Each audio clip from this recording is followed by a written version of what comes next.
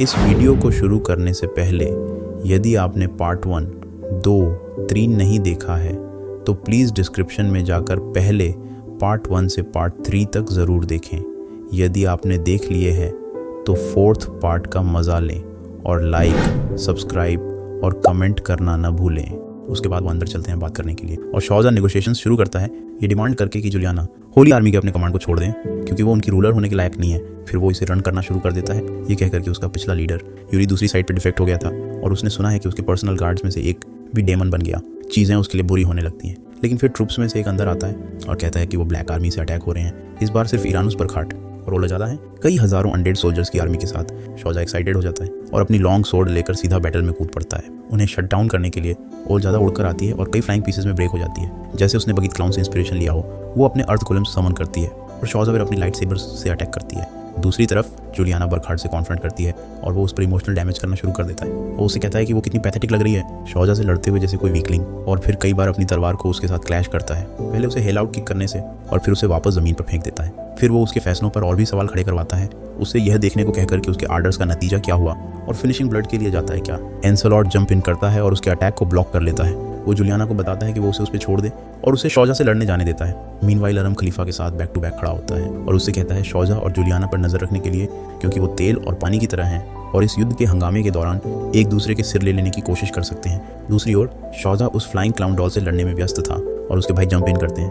और उससे उसके ओपोनेंट को छीन लेते हैं। ठीक उसी वक्त जुलियाना स्नीक अटैक करने की कोशिश करती है लेकिन शौजा लास्ट मोमेंट पे ब्लॉक कर लेता है और उसे वापस भेज देता है। वो वापस जंप इन करती है और उसके साथ अपनी तलवार क्रैश करती है और उसे गेट लॉस्ट होने को कहती है क्योंकि वही एक है जो उसके रास्ते में है। वो उससे वही बात कहता है और वो दोनों गंभीरता से लड़ना शुरू कर देते हैं, मन्ना से अपने आप को बफ करके। आखिरकार जुलियाना एक हार्ड स्ट्राइक से उसे वापस भेज देने में कामयाब हो जाती है लेकिन शौजा massive wave of dark energy release करके वॉकआउट कर लेता है। शौजा अपनी ही एनर्जी वेव से इसे ब्लॉक करती है और वे एक बार फिर स्वॉर्ड क्लैश में लॉक हो जाते हैं। जैसे उनकी बैटल और इंटेंस होती जाती है और वो अंधकार में लिपटते चले जाते हैं। अदारानुस दूर से देखता रहता है और इन मूर्ख लूजर्स पे हंसता है।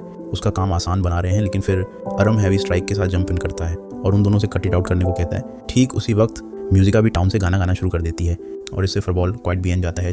अरम कहता है कि वो लगभग ब्लैकनिंग से सिक पड़ने वाले थे और उनसे मूर्खतापूर्ण लड़ाइयाँ लड़ना बंद करने को कहता है। अरीनास उसके दुश्मनों के एक दूसरे को मारने और उसकी कंट्रोल के लिए डेमंस बनने में इंटरफेयर करना पसंद नहीं करती और ओलाजादा को उन पर अटैक करने के लिए भेजती है। अरम बरखाट को भी टांट करता है और उससे लड़ता है लेकिन फिर वे उसकी तलवार को उसके हाथ से बाहर फेंकने में कामयाब हो जाते हैं और किलिंग ब्लो के लिए जाते हैं। लेकिन अरम एक स्ट्रॉन्ग बनना बर्स्ट अटैक का इस्तेमाल करता है और उन दोनों को पीछे धकेल देता है। ठीक उसी वक्त म्यूजिका का गाना भी खत्म हो जाता है और उसकी अपील के साथ फर्बल एक व्हाइट टॉर्नेडो में ट्रांसफॉर्म हो जाता है और अरम के लिए एक रेड लेजेंडरी क्लास की तलवार थ्रो करता है जिसमें अंधकार को कटिंग की पावर होती है। तलवार आग पकड़ लेती है और अराउंड ओलाजादा पर एक स्ट्रॉन्ग वेव अटैक लॉन्च करता है और उसे बर्न कर देता है। अटैक बरखाट को भी हिट करता है लेकिन वो सामने से ब्लॉक करके बमुश्किल अपने आप को डिफेंड कर लेता है। ठीक उसी वक्त टॉर्नेडो स्पिनिंग रुकता है और फर्बल एक मैसिव गार्डियन ड्रैगन में ट्रांसफॉर्म हो जाता है। ब्लैक आर्मी के सोल्जर्स को भी कुछ फायरबॉल से अटैक किया जाता है और वो देखते हैं कि 3 सेज के डिसाइपल्स भी बैटल में ज्वाइन करते हैं। अब उनके पास अपर हैंड होने के कारण अरीनास बैटलफील्ड से रिट्रीट करती है और बरखाट से भी सूट फॉलो करने को कहती है। जब वो चले जाते हैं अरम शौजा के पास चला जाता है और उससे चेन क्रॉनिकल वापस देने को कहता है क्योंकि वो इसके लायक नहीं है। और ठीक उसी वक्त बुक शाइन करना शुरू कर देता है और पूरी तरह वाइट हो जाता है। एक बार फिर वो अरम के हाथों में उतर आता है और शौजा इस नतीजे को स्वीकार कर लेता है। उसके बाद डिसाइपल्स म्यूजिका के पास आते हैं और उससे कहते हैं कि वो उसकी मदद लेने आए हैं एक एंशिएंट आर्टिफैक्ट के साथ क्योंकि उन्हें उसकी मदद की ज़रूरत है। अरम औपचारिक तौर पर जुलियाना से रिक्वेस्ट करता है कि वो अपनी फोर्सेस को ब्लैक किंग सप्रेशन आर्मी में लगा दे और वो शौजा से भी उनसे ज्वाइन करने को कहते हैं लेकिन वो कहता है कि वो अपना अलग रास्ता चुनेगा और अपने आदमियों के साथ मार्च कर जाता है। डार्क एलिमेंट काफ़ी देर से कॉन्सेंट्रेट होने के कारण ब्लैक किंग दुनिया पर कब्जा करने की कोशिश में एक बार अपनी रीइंफोर्स्ड अम्बार्क सोल्जर्स की आर्मी रिलीज करता है। दूसरी तरफ अरम और फुंगिना फरबॉल की उसकी ड्रैगन फॉर्म पर सवार होकर सेज के टॉवर की ओर जाते हैं। डिसाइपल्स और म्यूजिका के साथ एंशिएंट रेलिक पर एक सिमिलर गाना लिखा हुआ लगता है और उन्हें उसे गाकर इसे एक्टिवेट करना है ताकि वो ब्लैक किंग के कैसल के आसपास डार्क बैरियर को कट कर सकें अपनी वे पर। वो उस मैसिव डिस्ट्रक्शन और करप्शन देखते हैं जो ब्लैक किंग ने लैंड पर की है और फैसला करते हैं कि जल्द ही इस बैटल को उसका सर लेकर खत्म करेंगे। वो आखिरकार टॉवर तक पहुंचते हैं और रूफटॉप पर एक मैसिव एयरशिप नोटिस करते हैं। पता चलता है ये वही एंशिएंट रेलिक है जो मेज पास में मिली थी और फायर और अर्थ स्प्राइट उन्हें बोर्ड पर वेलकम करते हैं। लैंडिंग करने के बाद वो 3 सेज से मिलते हैं और वे उनको योजना समझाते हैं। फिर वे म्यूजिका से गाने के लिए कहते हैं और देखते हैं कि डार्कनेस पियर्सिंग तंत्र काम करता है या नहीं। और अरम पूछता है कि क्या वे उसे लड़ाई के दौरान बैरियर पर चट्टान फेंकने देंगे। मेलचुरे कहता है कि वे इसके बजाय अंदर से करेंगे और बताता है कि ये प्राचीन एयरशिप जादू और टेक्नोलॉजी की सबसे उन्नत चीज़ है और इसमें किसी भी स्थान पर एक पल में टेलीपोर्ट होने की क्षमता है। वह समझाता है कि वे अंदर टेलीपोर्ट करेंगे, जहाज़ पर मजबूत सेनाएं और फिर म्यूजिका के गाने का उपयोग बैरियर को अंदर से नीचे लाने के लिए करेंगे।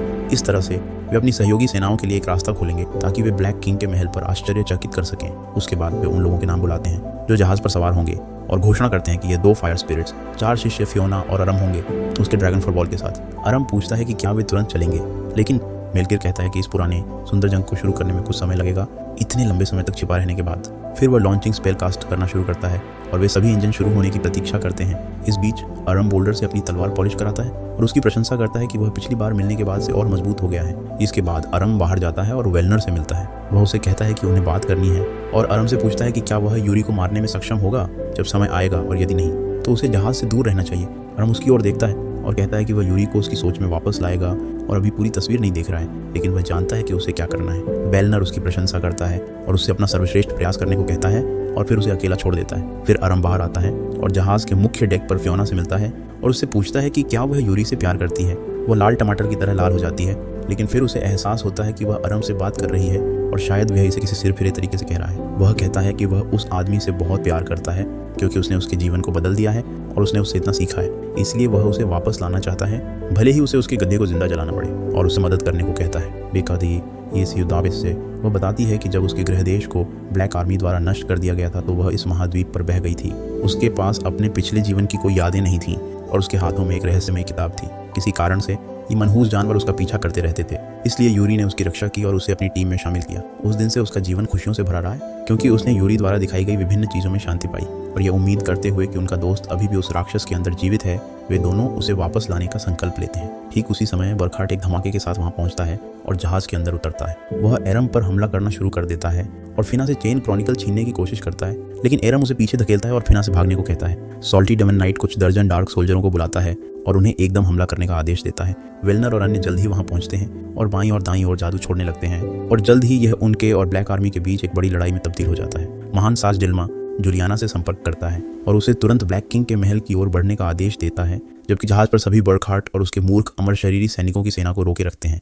लड़ाई गंभीर होने लगती है जब अरम सॉल्टी नाइट का सामना करता है और वे म्यूसिका के जहाज पर आने की प्रतीक्षा करते हैं। एक बार जब वह आ जाती है तो वे मेलचुरे से इंजन चालू करने को कहते हैं ताकि वे उड़ान भर सके, लेकिन एक डार्क सोल्जर पावर रून को दूषित कर देता है और यह सभी की मन्ना शक्ति चूसने लगता है और उन्हें स्टूपिड वेजिटेबल्स में बदल देता है। हालात गंभीर होने लगते हैं और इलुद्रा फिर रन आउट ऑफ मना, लेकिन वेलनर आग के गोले छोड़ना जारी रखता है एंड अटैक्स बरखाट। ये अरम को काफी समय देता है अपना मन्ना कॉन्सेंट्रेट करने का और इलुद्रा के साथ शेयर करने का, और फिर वो एक powerful stream of Manna shoot करता है मैजिक रून में भी, और ये एयरशिप को इंस्टेंटली स्टार्ट कर देता है। उसके साथ वो टेलीपोर्टेशन पोर्टल में एंटर करते हैं और उसके जरिए झूम करते हैं और इंस्टेंटली ब्लैक किंग के पैलेस के बाहर स्पॉन करते हैं। उनकी जर्नी के दौरान बरखाट मैनेज करता है शिप को अटैक करना और इंजन को ब्लो अप करवाता है। वो फिर फूना को नॉकआउट करता है और उसे अपने साथ कैसल के अंदर ले जाता है। एयरशिप क्रैश होती है कई रॉकी पीक्स पर और सीवियरली डैमेज होने के बाद लैंड करती है। एयरशिप क्रैशिंग के साथ अंदर चीज़ें बुरी लगती हैं हमारे हीरोज़ के लिए, लेकिन लकीली तौर पर सब जिंदा बच जाते हैं और फरबॉल मैनेज करता है म्यूजिका को भी सेव करना। बैरियर के बाहर जुलियाना और अशरीना अपनी आर्मीज को मार्च करवाती हैं और बैरियर के डाउन होने का इंतजार करती हैं, लेकिन फिर वो देखती हैं एयरशिप को क्रैश करते हुए अंदर और सोचने लगती हैं कि शायद उनका प्लान फेल हो गया। अंदर की तरफ आरम और उसके दोस्त ब्लैक आर्मी के खिलाफ लड़ते हैं और आरम म्यूजिका को सेफ रखने की जिम्मेदारी फरबॉल को देता है। वो उसे एंशिएंट आर्टिफैक्ट के पास ले जाता है और उसे वो गाना गाने देता है और ठीक वैसे ही डार्क एलिमेंट बैरियर लोअर होना शुरू हो जाता है। उसके साथ ही अलाइड फोर्सेस मार्च करना शुरू कर देती हैं और ब्लैक आर्मी के खिलाफ लड़ना शुरू कर देती हैं और एक बार फिर दुनिया की किस्मत उनके कंधों पर होती है।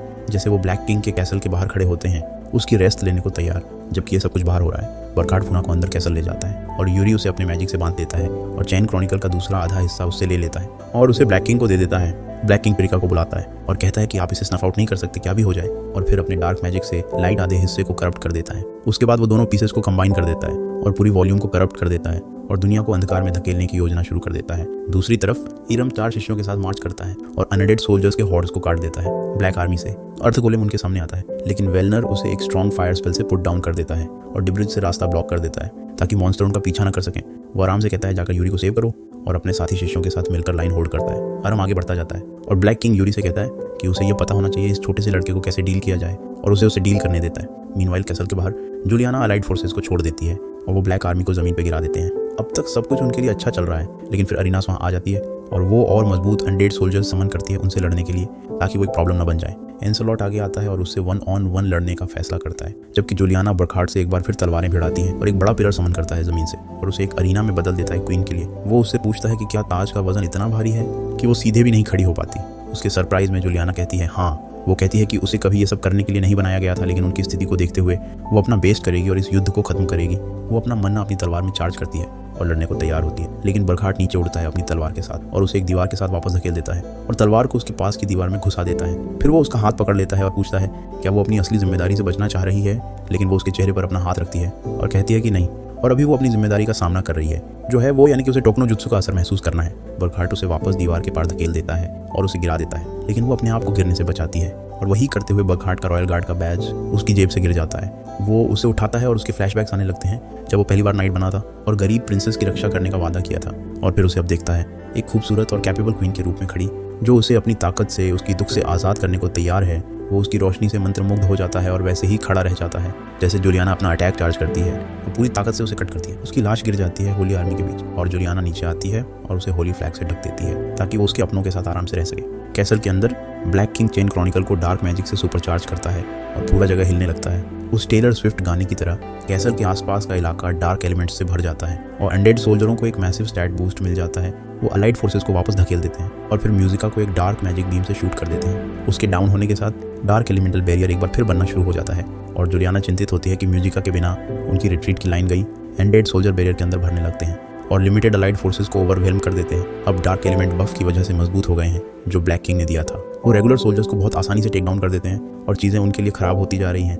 एंसलॉट भी आरान उसके खिलाफ हारने लगता है और वो सोचने लगती है कि वो किसके लिए लड़ रहे हैं। जब वो उससे कहता है कि वो अपने दोस्तों के बंधनों के लिए लड़ रहा है, वो परेशान हो जाती है और जुलियाना को शूट करने का फैसला करती है। उसका अटैक जुलियाना पर लगने वाला था, लेकिन ठीक उसी वक्त शौजा वहाँ आता है अपनी आर्मी के साथ और जुलियाना की रक्षा करता है अपने स्ट्रॉन्ग एनर्जी ब्लेड अटैक से।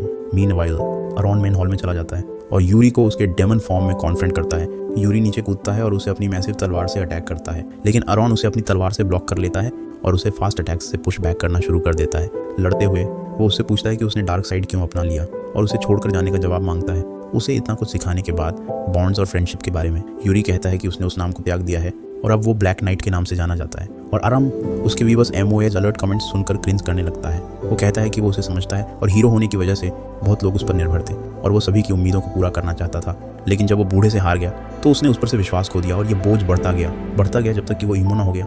फिर वो उससे कहता है नॉट गिविंग AFS की सीक्रेट आर्ट सीखने के लिए और कहता है कि उसे किसी की उम्मीदों को पूरा करने की ज़रूरत नहीं है और उससे पूछता है कि वो यहाँ क्या चाहता है। वो कहता है कि वो कुछ नहीं चाहता, इसीलिए वो अपने इम्पल्स पे एक्ट करेगा सब कुछ डिस्ट्रॉय करने का और एक स्ट्राइक अटैक के साथ आगे बढ़ता है। वो उसे पुश बैक करना शुरू कर देता है और कहता है कि उसके शब्दों में वजन और रिजॉल्व नहीं है। आराम बेलनर के शब्दों को याद करता है कि समय आने पर यूरी को मारने का संकल्प करना होगा और वो फैसला करता है कि रिस्पेक्टफुल रहना चाहिए और अपनी पूरी ताकत इस्तेमाल करनी चाहिए। वो अपना हाथ आगे करता है और उसमें ब्राइट मना कॉन्सेंट्रेट करता है और फिर उससे अपनी तलवार को एनहांस करता है। वो फैसला करता है उसी अटैक का इस्तेमाल करने का जिसे उसने यूरी से सीखा था और कहता है कि अगला अटैक इस बैटल को डिसाइड करेगा और सीधे आगे बढ़ता है। बाहर फरबॉल अपना मैजिक वेपन समन करता है और म्यूजिका को गिरने से बचाता है मौत की तरफ। एलिटर स्टेप्स इन एंशिएंट आर्टिफैक्ट की रक्षा करने के लिए अटैक से और म्यूजिका से कहता है अपना गाना जारी रखने के लिए और वो अलाइड फोर्सेस पे बफ रिस्टोर कर देते हैं। डार्क एलिमेंटल बैरियर को हटाकर शौजा जुलियाना से आरम के बारे में पूछता है और वो उसे बताती है कि वो अंदर गया है यूरी को डील करने के लिए। उन्हें देखकर अरीनस कहती है कि इसमें कोई फ़ायदा नहीं है क्योंकि एक बार जब आप डेमन बन जाते हो तो वापस नहीं आ सकते, लेकिन शौजा उसे चुप करवा देता है और कहता है कि आरम में उसके सामने बोलने की हिम्मत थी तो असंभव चीज़ों को संभव बनाना इतना मुश्किल नहीं होना चाहिए उसके लिए, वरना उसे चेन क्रॉनिकल देना बेकार होता। ये सुनकर अरीनस उससे पूछती है कि क्या वो भी एक मूर्ख वीब है जो बंधनों और दोस्ती की बातें करता है और आसमान से छोटे मीटियोरेट्स बरसाती है अलाइड फोर्सेस पर, लेकिन शौजा उसे सरप्राइज करता है धुएं से बाहर कूदकर और उसे कटिंग डाउन कर देता है। वो उससे कहता है कि वो उस प्रोटैगोनिस्ट वीप वॉक की परवाह नहीं करता और जिसका वो सम्मान करता है वो है ट्रू स्ट्रेंथ। वो फिर ऊपर कूदती है और उसे कई फायरबॉल से शूट करती है, लेकिन शौजा सिंपली उनके थ्रू वॉक करता है जैसे एक गिगा चैड और उसे कहता है कि वो बहुत कमज़ोर है। फिर वो उसे एक पावरफुल एनर्जी स्लैश से स्ट्राइक करता है और उसे ग्रैंडमा के रैश में बदल देता है। दूसरी तरफ ब्लैक किंग इस दुनिया को खत्म करने का फैसला करता है चेन क्रॉनिकल को पूरी तरह करप्ट करके, लेकिन फूना अपनी सीक्रेट सील मैजिक का इस्तेमाल करती है और चेन क्रॉनिकल को उसकी केयरटेकर के रूप में बुलाती है और उसमें सारा अंधकार ऑब्जॉर्ब कर लेती है उसे करप्टिंग। वो ब्लैकनिंग से बीमार हो जाती है और उसके शरीर का सड़ना शुरू हो जाता है, जबकि ब्लैक किंग उसके डम फेस को देखता है और कहता है कि वो बुक को फिर से करप्ट कर सकता है ज़्यादा डार्क एलिमेंट डालकर उसमें। मीनवाइल आरम सोचता है कि यूरी का आर्मर उसी डार्क एलिमेंट से बना है जैसी बाहर की बैरियर है और इसलिए उसे अंदर से ब्रेक थ्रू करना चाहिए अगर वो उसे अपने लाइट मन्ना से स्ट्राइक कर सकता है। लेकिन यूरी उसे वापस एक दीवार पर क्लैप कर देता है और कहता है कि उसकी वाइट स्टफ की कोई ज़रूरत नहीं है। वो उसे स्ट्राइक डाउन करने जा रहा है, लेकिन फिर एक एरो आकर उसके बाजू में लग जाता है। वो साइड देखता है और नोटिस करता है अपने पुराने पार्टी मेंबर्स कैन, मुशिदा और मरीना को हॉल में आते हुए जैसे वो अरॉन को रिट्रीव करते हैं और कहते हैं कि वो वहाँ अपने कैप्टन को उसकी सेंसेस वापस लाने आए हैं। अरॉन कैन से पूछता है कि क्या वो ठीक है और वो कहता है कि वो एक छोटे से स्क्रैच से नहीं मरेगा और फिर कहता है कि वॉलंटियर आर्मी हमेशा इस तरह लड़ी है, जहां अगर एक गिरा तो दूसरा उसे वापस उठाता था। और फिर यूरी की तरफ देखता है और पूछता है कि क्या ये सही है। अरॉन यूरी से कहता है कि वो अकेला नहीं है, और फिर अपने लाइट रेसिंग गन को चार्ज करता है और अपना प्लॉट आर्मर इन्फ्यूज्ड मन्ना टीम के दूसरे मेंबर्स के साथ शेयर करता है। उसके साथ वो सब उस पर एक कॉम्बो अटैक लैंडिंग की तैयारी करते हैं, शुरू करते हुए कैन से जो उसे पुश बैक करता है, और फिर मुशिदा को उस पर अपने एरोज शूट करने देता है, और फिनली मरीना उसे उसकी हीलिंग ऑर्ब में ट्रैप करती है और अरॉन को उसे फिनिश करने देती है, उसके आर्मर को ब्रेक करके उसके वाइट मन्ना से। यूरी के दिमाग में हम देखते हैं कि वो अभी भी अपने डार्क ईमो सेल्फ के खिलाफ लड़ रहा है। उनका लड़ाई जारी है, जैसे ईमो लड़का उसे गालियां देता रहता है, लेकिन फिर यूरी को अरॉन का लाइट मिलता है और वो अपने अंधकार से पुश करने में कामयाब होता है। वो अपनी तलवार को चार्ज करता है और अपने ईमो सेल्फ की तरफ रश करता है, और फिर उसके दिल में स्ट्राइक करता है और अपने डेमोनिक डेज को खत्म कर देता है। बाहर उसका आर्मर ब्रेक हो जाता है और वो क्लीन लुक में बाहर आता है। उसके बाद वो सब थ्रोन रूम की तरफ दौड़ते हैं और ब्लैक किंग को वहाँ देखते हैं। एक बार फिर चेन क्रॉनिकल में डार्क मैजिक डालने को तैयार मुशिदा उस पे अपने एरोज से असॉल्ट शुरू करती है। उसके बाद कैन और अरॉन जंप इन करते हैं अपनी तलवारों के साथ, और वो फ्यूरी को भी रिक्रूट करने में कामयाब होती है। उनसे लड़ते हुए ब्लैक किंग नोटिस करता है कि अरॉन के हाथों में व्हाइट मन्ना हेक्सेडस का लाइट है, जो हर तरह के अंधकार को नष्ट कर सकता है। वो पागल हो जाता है और उन पर एक बड़ा डार्क एनर्जी वेव शूट करता है और कैन और मुशिदा को बाहर निकाल देता है। फिर वो एक पोर्टल खोलता है और एक मैसिव एनिमी तलवार बाहर निकालता है और टेलीपोर्टिंग करके चारों ओर से यूरी पर अटैक करना शुरू कर देता है। एक रियम एटवंस, ऐसा लगता है कि उसने इंस्पिरेशन उसे एक ड्रैगन बॉल जी मूवी से लिया है, लेकिन यूरी उसके अटैक को ब्लॉक कर लेता है और कहता है कि वो उसे हरा देगा और ब्लैकनिंग को एक बार फिर से रोक देगा। अरॉन उस पर एक लाइट मन्ना का बॉल फेंकता है और वो यूरी की तलवार तक पहुंचता है और वो ब्लैक किंग को फ्रंट से स्लैश करता है, जबकि अरॉन उसके बैक पर एक स्ट्राइक के साथ फॉलो अप करता है। कॉन्सेंट्रेटेड डार्क एलिमेंट्स उसके घावों से बाहर आने लगते हैं और ब्लैक किंग एक massive burst of dark energy में इरप्ट हो जाता है। जब डार्क कॉन्ड्रा सबसाइड होता है तो वो एक ब्लैक ड्रैगन बन जाता है। अब वो एक strong tailed beast bomb charge करना शुरू कर देता है, लेकिन फरबॉल जंप इन करता है और पोकेमोन की तरह टैकल का इस्तेमाल करता है। फिर वो उसे उठा लेता है और स्काई में ऊपर उड़ा ले जाता है और अरमन और यूरी को अपने मैजिकल फ्लाइंग वेपन्स पर उसके पीछे आने को कहता है। दोनों dragons incredible battle of energy beams और फायर ब्रेथ्स में लग जाते हैं आसमान में, और हमारे हीरोज फैसला करते हैं सपोर्ट भी देने का। अरॉन चार्ज इन करता है और उसे गर्मियों की एक मक्खी की तरह डिस्टर्ब करता रहता है, जबकि यूरी सीधे उसके चेहरे पर क्रैश होता है और फिर अपनी तलवार से उसकी एक आंख में घुसा देता है। ब्लैक ड्रैगन उसे झटक देता है और नीचे फेंक देता है, लेकिन अरॉन टाइम पर आता है और उसे बचा लेता है। लेकिन अब वो दोनों एयर में लटके हुए हैं और ब्लैक ड्रैगन ऐसे एक चांस देखता है उन दोनों को एक अटैक से खत्म करने को। वो अपने एनर्जी बीम को चार्ज करना शुरू कर देता है, लेकिन फरबॉल एक बार फिर टैकल का इस्तेमाल करता है और उसे नीचे ज़मीन पर ले आता है अपने साथ। वो दोनों क्रैश लैंड करते हैं और फरबॉल अपने फरबॉल फॉर्म में वापस ट्रांसफॉर्म हो जाता है और अरॉन नीचे आकर उसे रेस्क्यू करता है। मीनवाइल ब्लैक ड्रैगन फैसला करता है एक और ट्रांसफॉर्मेशन में जाने का, जैसे फ्रीजा और एक ड्रैगन ह्यूमन हाइब्रिड की तरह दिखने लगता है। सॉल्टी हो जाकर वो एक heavy dark energy attack charge करता है और यूरी को उससे शूट करता है, लेकिन अरॉन अपने लाइट रेसिंग गन से उसे ब्लॉक कर लेता है और उससे पुश थ्रू कर जाता है। फिर वो यूरी को प्लॉट आर्मर से बफ कर देता है ताकि इस बार वो स्लैप ना खाए, जैसे पहली बार उसने ब्लैक किंग से लड़ते हुए खाया था। और फिर वो अपना मन्ना सिंक करने की तैयारी करते हैं और फैसला करते हैं इस बैटल को एंड करने के लिए। यूरी के सिग्नेचर मूव की डबल वॉम्बो कॉम्बो से वो ब्लैक किंग के अंधकार से पुश थ्रू करते हैं और आखिरकार उसे अपने लाइट से हिट करने में कामयाब होते हैं और उसके अंदर से सारे डार्क एलिमेंट्स को गेट रीड कर देते हैं। वो वापस अपने ह्यूमन फॉर्म में आ जाता है और ज़मीन पर गिर जाता है। हमारे हीरोज फूना की तरफ मुड़ते हैं, जो अब डाइंग है severe case of going black की वजह से और not being able to come back. Not so black king उठता है और चेन क्रॉनिकल्स को उसके केयरटेकर के तौर पर बुलाता है और फूना को ठीक करने के लिए अपनी लाइफ फोर्स ट्रेड करता है। और जब वो हो जाता है तो सबकी उम्मीदें वापस आ जाती हैं और वादे के मुताबिक रिका अपने दोस्तों से रियूनाइट करने के लिए अपनी मौजूदगी को मैनिफेस्ट कर लेती है। एक बार फिर ब्लैक किंग के गए और चेन क्रॉनिकल को उसके ओरिजिनल स्टेट में रिस्टोर किए जाने के साथ दुनिया भर से ब्लैकनिंग फेड होना शुरू हो जाता है। सारे अनडेड सोल्जर्स वैनिश हो जाते हैं और शांति ज़मीनों पर वापस आ जाती है। जूलियाना अपनी तलवार उठाती है और उनकी विक्ट्री की घोषणा करती है और ठीक वैसे ही हम देखते हैं सब कुछ वापस नॉर्मल होता हुआ। अपने आखिरी पलों में फूना के पिता उससे कहते हैं चेन क्रॉनिकल की असली शक्ति का इस्तेमाल करके दुनिया को रिस्टोर करो जिसे उसने बर्बाद कर दिया था। और हम एक बार फिर अपने हीरोज़ को देखते हैं समुद्र पार एक और जर्नी पर निकलते हुए, और इस तरह चेन क्रॉनिकल का सीज़न 1 खत्म होता है। धन्यवाद। अगर आपको ये सीरीज़ पसंद आई तो नए सीज़न के लिए कमेंट करें या इसी तरह का कंटेंट देखने के लिए सब्सक्राइब करें। रिकैप्टन के साथ जुड़ने के लिए धन्यवाद। तो जल्दी मिलते हैं।